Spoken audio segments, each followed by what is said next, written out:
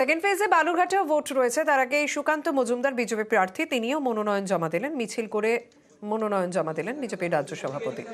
সুকান্ত মজুমদারের মনোনয়ন ছিলেন ত্রিপুরার মুখ্যমন্ত্রী মানিক সাহা।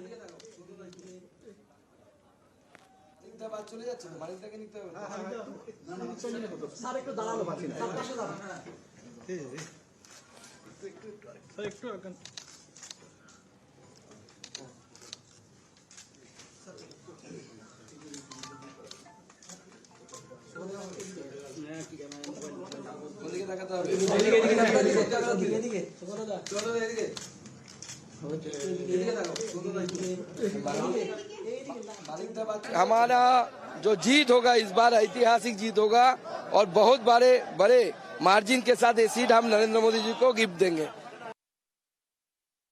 ভীষণভাবে উচ্ছ্বসিত, সবাই আমাদের পাশে আছে, আমাদের সাথে সুকান্তর সাথে মোদির সাথে যেন সবাই থাকে।